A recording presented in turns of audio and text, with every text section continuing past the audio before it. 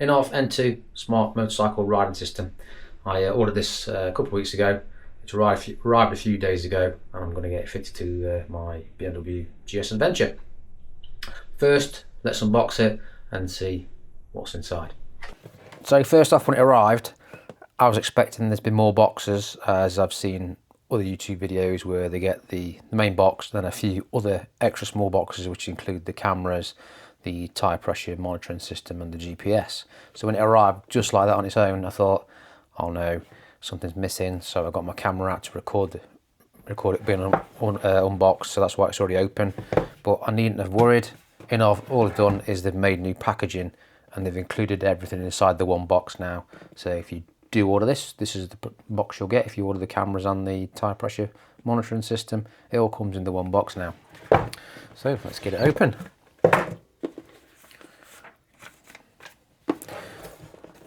Straight away you've got your screen and your two cameras. I went for the 2K cameras because I thought it's a little bit more money, but if I need them in the event of I have a crash or something like that, or something happens to the bike, I'd rather have the 2K quality and a chance to find out who actually did it, rather than going with the 1K. I mean, the 1K is probably good enough, but 2K is obviously better.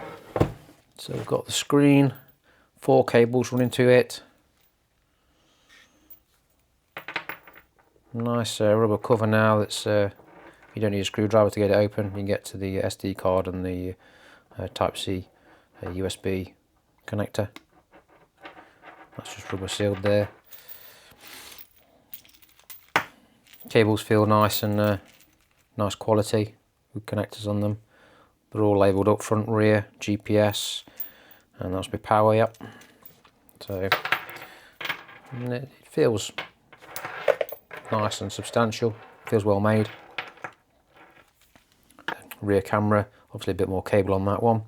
There's like an aluminium body, seems to be well made. It's got a lens cover on there already to keep the lens from getting scratched in transit. Same with the front camera, exactly the same aluminium body and a cover over the lens.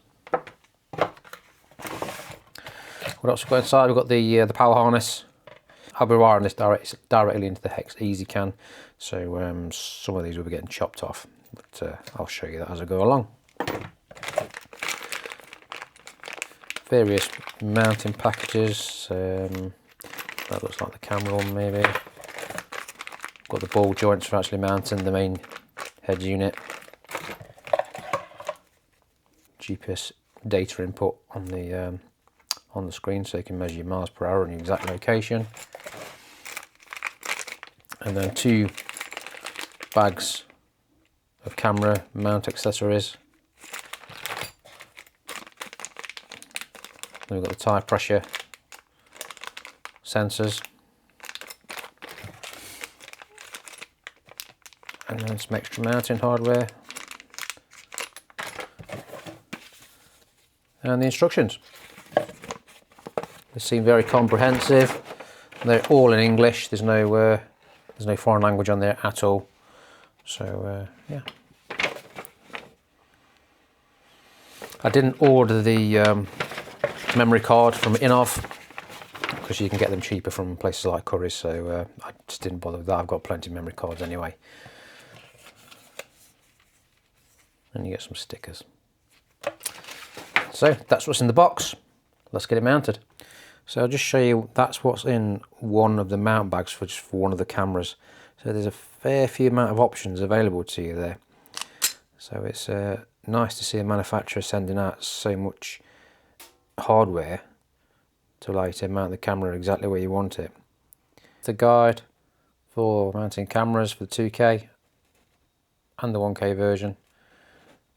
You can either use a sticky pad or there's the bracket on the right hand side. So I'm going to have a look around the bike now and see which is going to be best. Also, for mounting the actual unit itself, you can either use the ball joint method on the left or a fixed one on the right hand side. So, depends on what you want to do. Looking at the front of the bike, there's a few options where we could put this camera. There's a screw just here on the beak. I'm thinking maybe of putting a bracket just there or possibly on the opposite side. In fact, it would probably be better on the opposite side, us being travelling on the left in the UK. So I decided I'm going to mount the camera on this bolt just here and run the cable down this little bar underneath and through the rack. Instead of taking all the rack off, I've discovered there's a little hole down here. So what I've done is I've got a little piece of plastic tubing.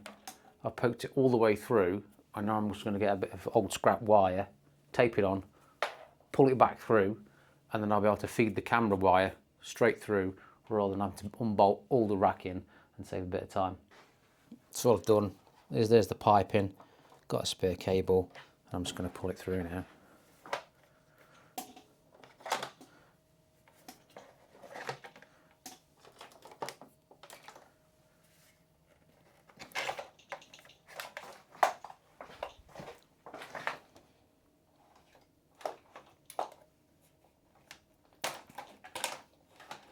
And I'm going to take the Innovv camera onto this piece of cable and feed it back through. There we go. Attach the camera and then feed this all the way through as it goes up to where the main head unit will be, and then tidy the cables up. I may possibly, I think, yeah, what will happen is I'll feed it up to the main unit and then bring the cable back and stash the spare cable under the seat there, so under the cover here, so the cable's right the way. The old screen's off now. I've chosen this style of mount instead of the ball mount because it seems to be that this one will be more secure and it will just stay in one place once it's fully tightened up. I've used the middle two brackets inside for the mounting of this bar. It's not tightened up yet because I need to get this back up in place and get the screen on, but it will sort of sit in that sort of orientation once it's on. I've left the old Lanto power cable here, so I'll be able to use the same trick by taping the cables to it and using this to transit the cables in between the tank rather than having to feed it all by hand. So it should hopefully make things a little bit easier.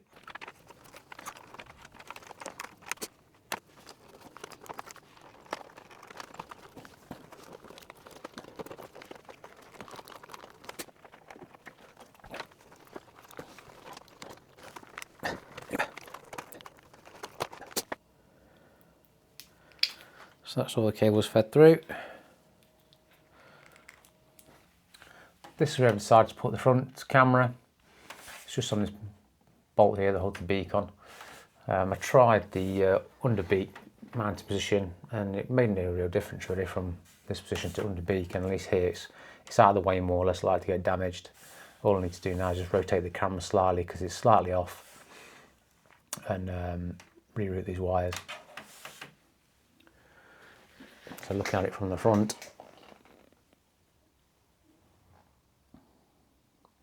I think that looks okay.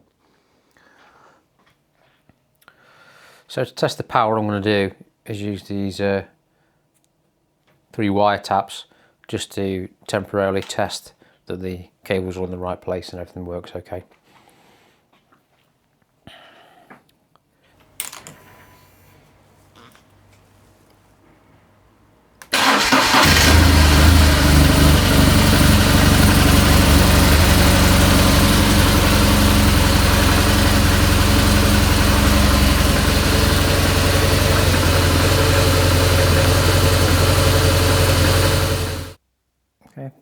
Getting flicker from the LED lights in the garage. Obviously the cameras don't like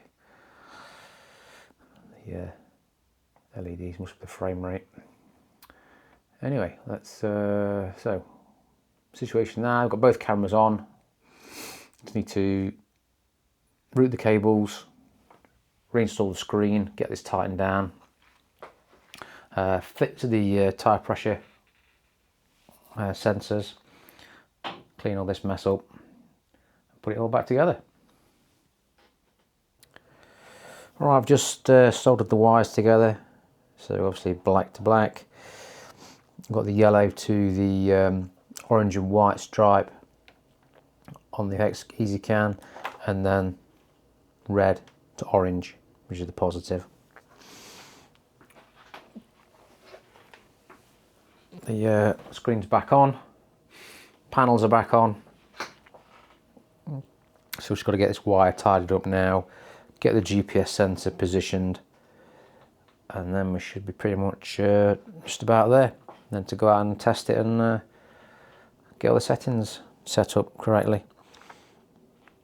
So it's taken me best part of 4 hours so far, but that's just getting the cameras in position and make sure the wires are routed correctly and nothing's interfering with the suspension. So this is the amount of wire I've got left, excess. Cable tied it all together. I've got the connector for the hex EZCan, which is there. That will connect into the yellow output on the hex. And then I've got the GPS position sensor. So one thing I'm going to do is tie this a bit more, put this into the tool compartment below the EZCan, put the EZCan on top. So that's it all fully installed now.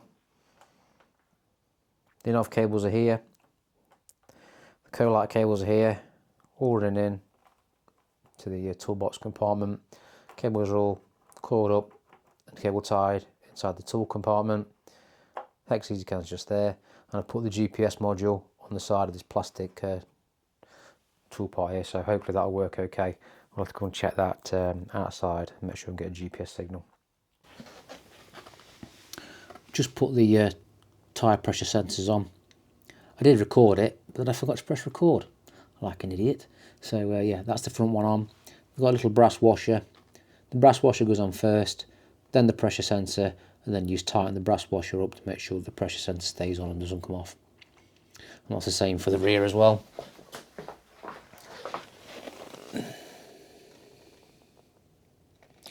And then once you've got them on, you turn on your Innovv screen, and then we need to pair them. I've seen previous videos where they don't pair straight away, you have to go out and ride, so it might not pair at all.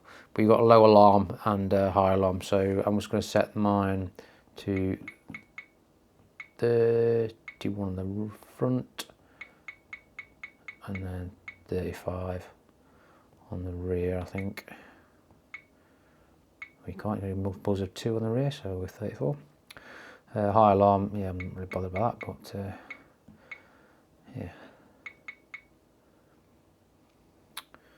Temperature 0 degree, centigrade, change to PSI, and then let's see if we can pair them. So I don't know if it's paired there or not, it's not giving me any indication. I'll just have to take it out for a ride and see if it has paired. If not, try it once it's been spun around a few times and see if that works. GPS, is that working? Yeah.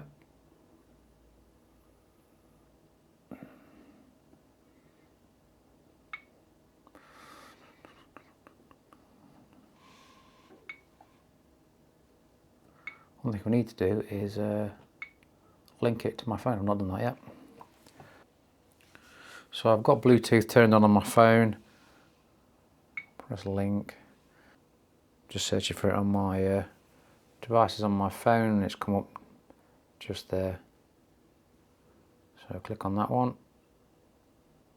Do you want to pair? Yes. Allow access to messages. Allow. Let's see if that works.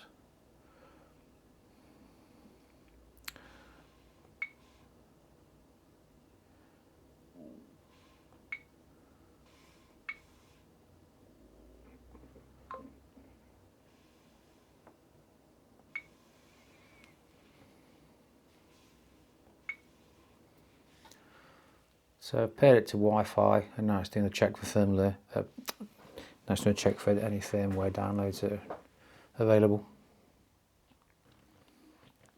So to download any video, you need to scan the QR code to get the app. So I'll scan my that. And that takes you to the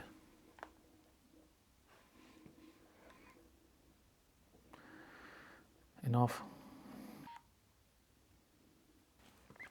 I can see all the video files. It's recorded today from just the install. All the front, rear, and you can select the camera, you can play, you can download. So recording settings on loop recording 1 minute, so I'll change that to 3. Collision sensitivity, medium, recording sound, let's have it on. Parking surveillance, medium, timestamp on, logo, GPS.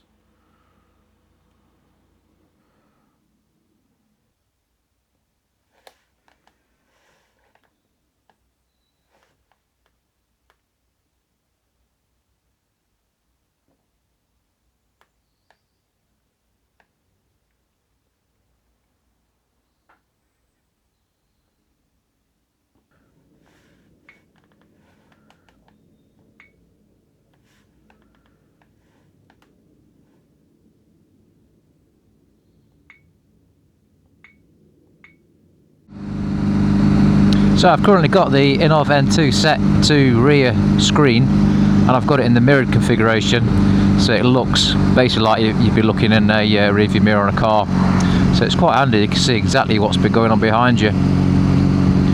It's a nice feature. The good thing with that is also when you're recording, it's not recording in the mirrored direction, it's recording the correct way around. So even though you have it set as a mirror, it is recording in the correct orientation, so if you do need to get the footage off, you don't have to then put it into a video editor to flip the footage back around.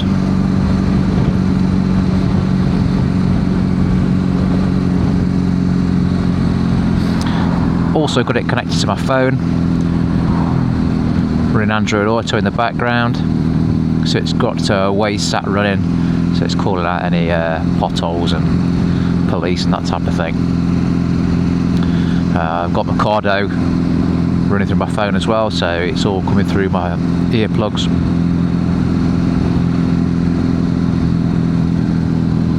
And it connects straight away, I don't have to touch anything now. I've linked the phone to it, it automatically picks up the phone, connects to it, and then Android Auto is available straight away if I need it. So I can just press the home button, it'll take me back to settings. I'll show you now. Yeah, so press that, brings up the dash cam footage, so I can just flick the screens if I want to, split screen, front, or back to the rear.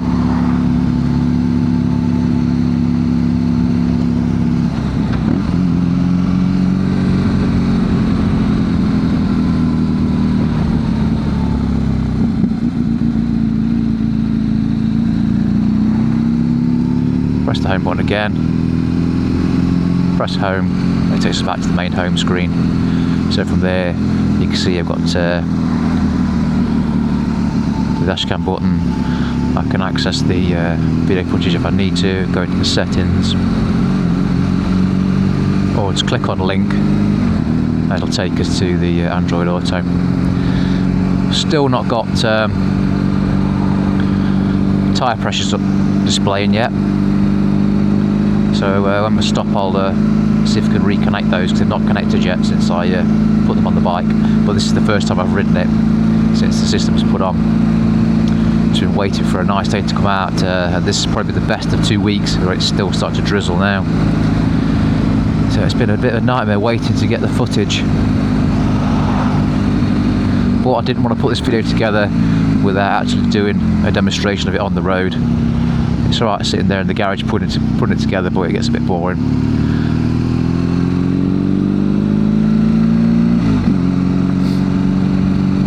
So I'll come out, have a ride out and see how it goes.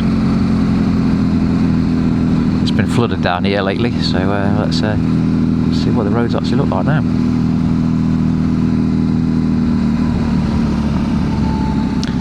The good thing with this screen, if I compare it to the previous screen I had on the Lamto one that I got off Amazon, that was also a Chinese screen, and it was fairly well made, and it did work pretty well. The only thing that let it down was the actual touch sensitivity with the gloves on. I could never get it to work properly. It was a pain in the ass to operate, and also it didn't have the dashcam feature.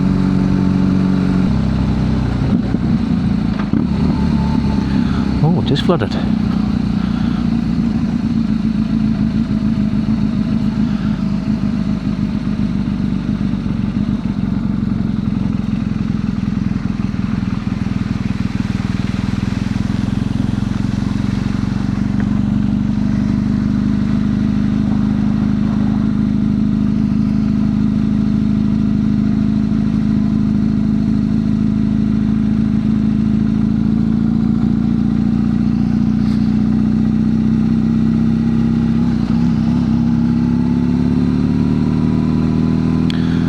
That's for the bike covered in crap now, after I just washed it the other day.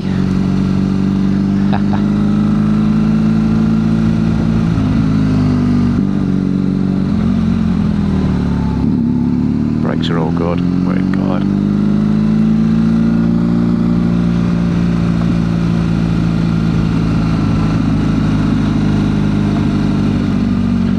Road closed, really? Can't be.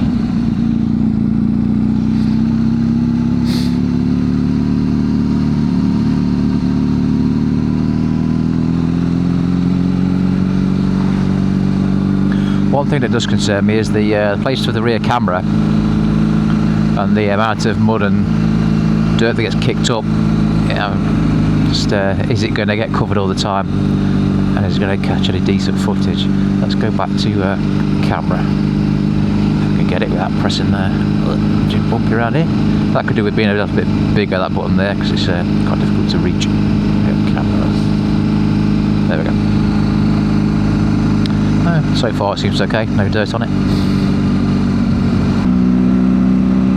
I'm hoping the exhaust note isn't too droning either over the top of this audio. It's the first ride out with the exhaust on as well, just fitted. There'll be a video of that coming soon. But I've got the baffles out at the moment, so it is pretty loud. Does some pretty impressive popbacks as well.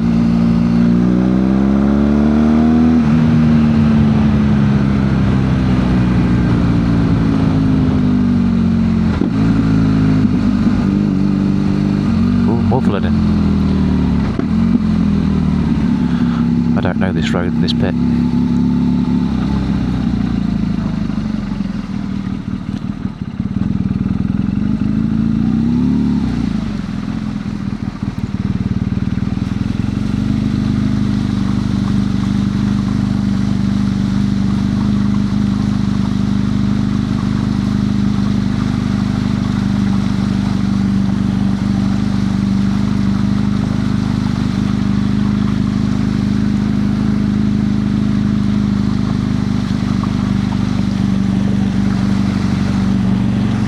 This is deeper than I thought it was going to be.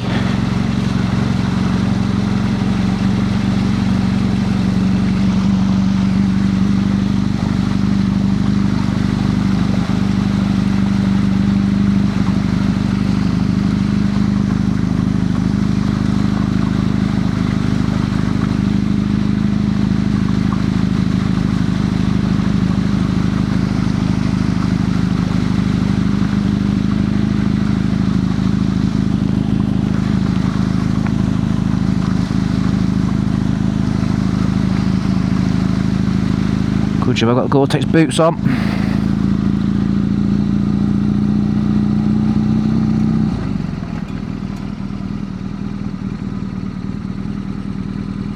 Yeah. That was my first go through floodwater on this bike.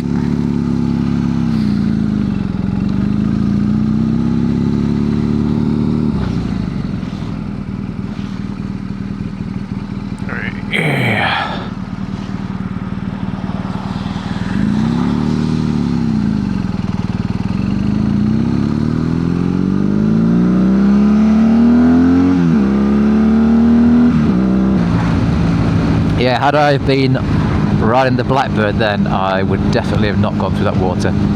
I would have bottled it.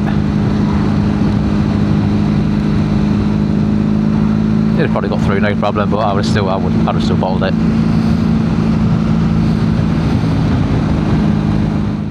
After the ride out, I thought I'd give you my thoughts on what I think of the Innovv N2 system. Now I've had it a few days and had a chance to go out on the road and test it. To be honest, I thought the camera would be a little bit sharper Looking at the footage that I've gained, it's a bit grainy, a bit washed out, and I was expecting a bit better, seeing as though it's supposed to be a 2K quality camera. As you see, the weather does affect it. It was a dark, miserable day and rain, so that's probably affected some of the image. Also, the BMW is quite a vibey motor.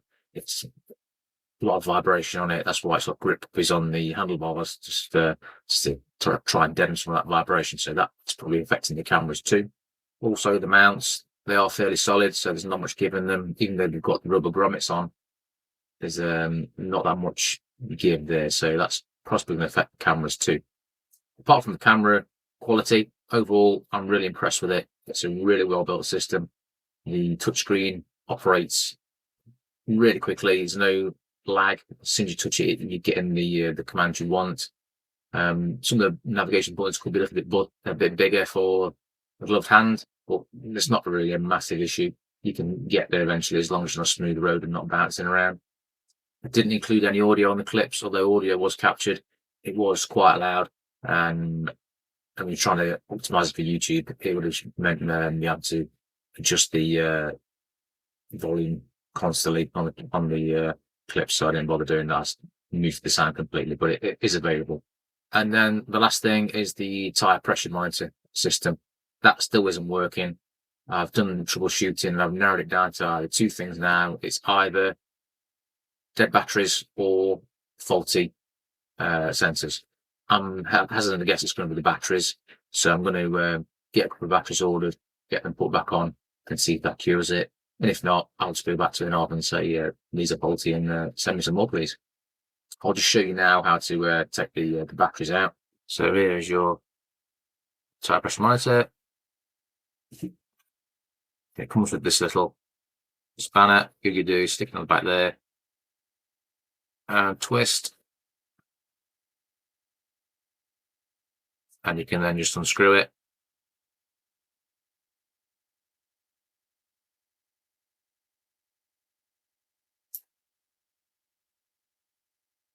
And it is a CR1632 type battery. So you're going to need some of these in stock anyway. Probably worth replacing them every year just to make sure your sensors keep working. So I'll get them replaced, and hopefully that will sort it out. If you've enjoyed this video and it's helped you out, please hit the like button. And if you could consider subscribing, that would really help my channel out. I am trying to grow it, although it is moving very slowly at the moment. I've got a couple of new videos coming very shortly. I've got the SW Motec tank ring. I planned on doing a video of that last month, but I ordered the wrong part, so that's finally arrived. And I've got the new exhaust that's on the bike, and so I'll be doing a video of that being fitted and the sound testing for original exhaust, baffle in, baffle out. And then I've got a few other videos in the pipeline which will be coming fairly shortly. So thanks for watching.